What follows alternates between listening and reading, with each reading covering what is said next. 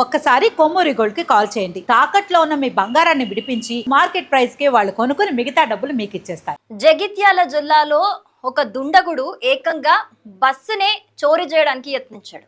Yes, మీరు విన్నది నిజమే. మామూలుగా మనం సైకిల్లో, ఏ బైక్లో, స్కూటీలో, ఈవెన్ కార్లు కూడా దొంగతనం చేయడం అనేది చూసున్నాం గతంలో. కానీ బస్సునే దొంగతనం చేయడము, అది కూడా వాంటెడ్లీ అనేది వినడానికి హాస్యాస్పదంగా ఉన్నా కూడా అది చాలా చేజింగ్లు, అది పట్టుకోవడానికి కూడా చాలా సినిమాటిక్ విజువల్స్ అనేవి మనకు కనిపించాయి. సో అసలు ఏం జరిగింది అని అంటే, జగిత్యాల జిల్లా బస్ స్టాండ్లో కండక్టర్ అండ్ డ్రైవర్ మామూలుగా బ్రేక్స్ అంటే ఆగినప్పుడు, డెస్టినేషన్స్ ఆగినప్పుడు టీ తాగడానికో టిఫిన్ చేయడానికి వెళ్తూ ఉంటారు కదా. సో ఆ విధంగా వాళ్ళు టీ తాగడానికి వెళ్ళారట. వెళ్ళిన తర్వాత అదే అదునుగా చేసుకున్న ఆ దుండగుడు వచ్చేసి ప్లాట్ఫామ్ మీద ఉన్న బస్సును ఏకంగా తీసుకొని ఎవ్వరికీ అనుమానం రాకుండా చాకచక్యంగా అక్కడి నుంచి వెళ్ళిపోయాడు. అది వెంటనే గమనించి అలర్ట్ అయిపోయిన డ్రైవర్, కండక్టర్ ఎవరైతే ఉన్నారో వాళ్ళు వెంటనే పోలీసులకు ఇన్ఫర్మేషన్ ఇవ్వడం జరిగింది. సో పోలీసులు జీపీఎస్ ట్రాకర్తోని బస్సు ఎక్కడ ఉంది అని చూస్తుంటే అప్పటికే పారిపోవడానికి ప్రయత్నిస్తున్న ఆ దొంగని వెంబడించారనమాట. సో ఆ విజువల్ ఇక్కడ మనం చూద్దాము.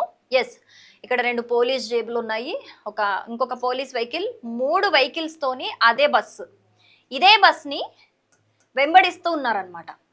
చూడండి, ఇక్కడ మధ్యలో మనం అబ్జర్వ్ చేయొచ్చు, చాలా ర్యాష్ డ్రైవింగ్ చేయడం వల్ల వీళ్ళతో ఎలాగైనా సరే తప్పించుకోవాలి అని చెప్పేసి, వీళ్ళ నుంచి తప్పించుకోవాలని ర్యాష్గా డ్రైవింగ్ చేయడం వల్ల మధ్యలో కొంతమందికి దెబ్బలు కూడా తాకిన సిచ్యువేషన్స్ ఉన్నాయి.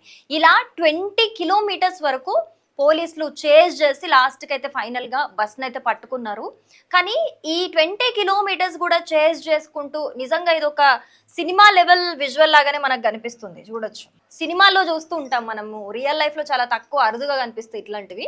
కానీ సినిమాటిక్ లెవెల్లో చేజ్ చేస్తున్నారు. ఇక్కడ చూడండి, వెళ్తుంటే అంత ర్యాష్ డ్రైవింగ్కి ఒక బైక్ని కూడా ఢీకొట్టడం జరిగింది. అదృష్టవశాత్తు నయ్యం ఇంకా బస్ కింద పడలేదు. అసలు అంత ర్యాష్ డ్రైవింగ్ చేస్తూ వెళ్తున్నాడు దొంగ.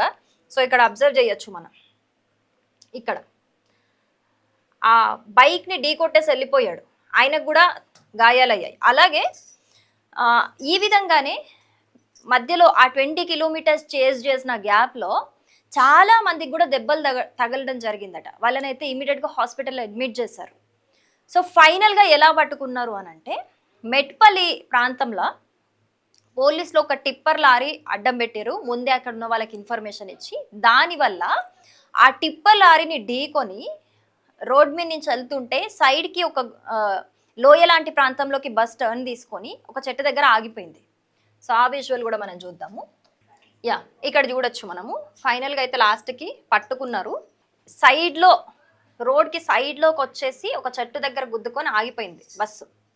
చూడొచ్చు మనం, 20 కిలోమీటర్లు చేజ్ చేసిన తర్వాత పోలీసులు ఫైనల్గా ఈ విధంగా పట్టుకున్నారు. కల్లూర్ మోడల్ స్కూల్ అని ఉంది బస్కి, అంటే అది కల్లూర్ మోడల్ స్కూల్కి చెందిన బస్ అనమాట. ఆ డెస్టినేషన్కి వెళ్ళాల్సిన బస్ని అయితే దొంగ ఆ విధంగా చేజ్ చేయడం జరిగింది. అసలు సరే, ఏదన్నా సైకిల్నో బైక్నో తీసుకెళ్తే వాళ్ళు, దానికి సంబంధించిన వాళ్ళు దగ్గరలో లేరంటే ఓకే, అది బయటపడదేమో అనుకోవచ్చు. ఏకంగా బస్సునే దొంగతనం చేయాలి, ఎవరికి తెలీదు అని ఏ విధంగా ఆలోచించగలుగుతున్నారు అర్థమైతలేదు. అంత పెద్ద బస్సు వెళ్ళిపోతుంటే, అది దట్టు ఒక ఆర్టీసీ బస్, అది గవర్నమెంట్ బస్సు వెళ్ళిపోతుంటే కేసులు, చేజింగ్లు ఇవన్నీ కాకుండా ఉంటాయా? గతంలో కూడా మనం ఇట్లనే చూసినాం ఒక కేసు. తిరుపతికి వెళ్దామని చెప్పేసి రెడీ అయ్యి బస్సో ట్రైనో మిస్ అయితే అప్పటికప్పుడు ఆర్టీసీ బస్సు దొంగతనం చేసుకొని వెళ్ళిపోతున్నాడు. ఎక్కడ దొరికిండు మళ్ళీ మనకి, ఎక్కడ ప్యారడైజ్ ఏరియానో అక్కడ దొరికిండు. అంటే ఏమన్నట్టు, బస్సు వేసుకొని వెళ్ళిపోతే అంటే దొరకరన్నట్ట. ఒక దొంగకే అన్ని తెలివితేటలు ఉంటే దొంగల్ని పట్టుకునే పోలీసులకు ఎన్ని తెలివితేటలు ఉండాలి? అసలు ఒక బస్సు దొంగతనం చేయడం అనేది వినడానికి చాలా కామెడీగా ఉంది. కానీ ఇంత కామెడీగా ఉన్నా ఇక్కడ చూడండి ఎంతమందికి ప్రాణం మీదకి వచ్చింది. పొరపాటున ఏమన్నా అయి ఉంటే, ఇట్లా చేజింగ్లు జరిగినాయి కదా, క్లియర్గా ఒక బండి అతనికి తగిలింది, ఆయన ఆన్ ది స్పాట్ పడ్డాడు, కొంచెం ఇటు పడ్డాడు, ఆ కొంచెం పడేది బస్సు టైర్ కింద పడితే ఏంటి పరిస్థితి? వెనుక చేజ్ చేస్తూ చాలా ఫాస్ట్గా వస్తున్నాయి వెహికల్స్, పోలీస్ వెహికల్స్, వాళ్ళు కూడా అదే హడావిడిలో చూసుకోకుండా ఆయన కాలుకో చెయ్యకో ఏదైనా జరుగుంటే ఏంటి, ఎవరు రెస్పాన్సిబుల్? అసలు దొంగకి కూడా ఒక తెలివితేటలు అంటూ ఉండాలి కదా. మరీ బస్ని నేను తీసుకెళ్ళిపోతా దొంగతనం చేస్తా అనడం నిజంగా అసలు ఒక ఇమ్మెచ్యూర్ థాట్ అనిపిస్తుంది నాకైతే, అండ్ కామెడీగా కూడా అనిపిస్తుంది.